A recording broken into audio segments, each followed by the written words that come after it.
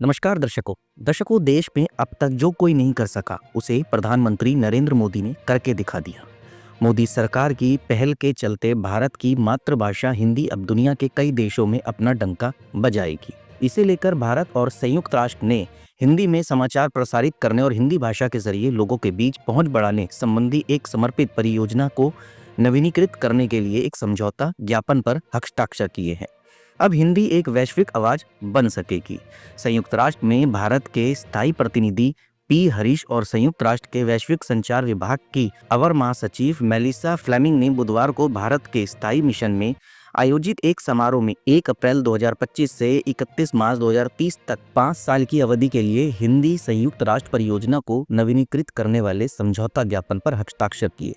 भारत सरकार ने इस कार्यक्रम के लिए 5 वर्षों के लिए प्रति वर्ष 15 लाख अमेरिकी डॉलर देने की बात कही।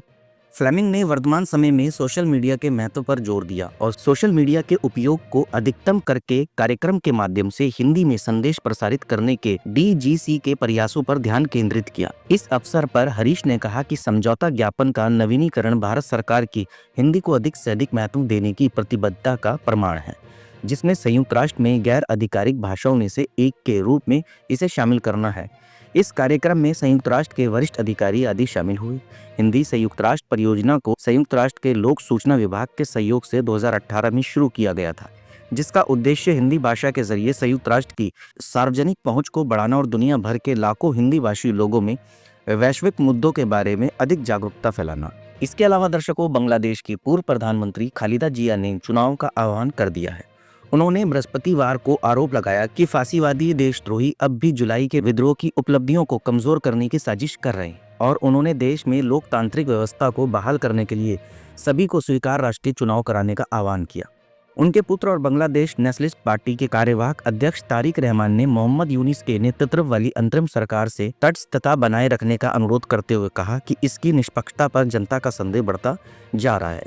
3 बार प्रधानमंत्री रह चुकी जिया ने अपनी पार्टी के कार्यकर्ताओं को पहले से रिकॉर्ड किए गए वीडियो संबोधन में कहा, फांसीवादी देशद्रोही अपनी साजिशों को लेकर सक्रिय है। उन्होंने सभी से बांग्लादेश में लोकतंत्र बहाल करने के लिए मिलकर काम करने का आग्रह किया। उपचार के लिए लंदन में मौजूद जिया ने कहा, फांसीवादी शासक जन आंदोलन के दौरान भाग गया। लोगों को उम्मीद है कि मौजूदा अंतरिम सरकार राष्ट्र के रखरखाव के लिए न्यूनतम सुधारों को जल्दी पूरा करेगी और लोकतांत्रिक व्यवस्था में वापसी के लिए सभी को स्वीकार्य चुनाव कराएगी। पूर्व प्रधानमंत्री ने कहा, आइए हमें लोकतांत्रिक बांग्लादेश के निर्माण के लिए अपनी पूरी ताकत लगा देनी चाहिए। आइए हम एकता की ओर तेज बढ़े। बांग्लादेश में चुनाव के दौरान पूर्व प्रधानमंत्री शेख हसीना पहले ही स्वदेश लौटने का ऐलान कर चुकी है, मगर सवाल यह है कि क्या बांग्लादेश में चुनाव में वह हिस्सा ले सकेंगी। चुनाव का आह्वान करते जिया ने कहा, हालांकि मैं इलाज के लिए ब्रिटेन में हूँ, लेकिन मैं हमेशा आपके साथ हूँ। लगभग 4000 पार्टी कार्यकर्ताओं और नेताओं की उपस्थिति में आयोजित बैठक को संबोधित करते हुए कार्यवाहक BNP अध्यक्ष रहमान ने अंतरिम सरकार से तटस्थता बनाए रखने को कहा। लंदन से डिजिटल मंच के जरिए बोलते हुए उन्होंने कहा, इसकी सरकार निष्पक्षता को लेकर लोगों में चिंताएं पहले ही उभर चुकी है।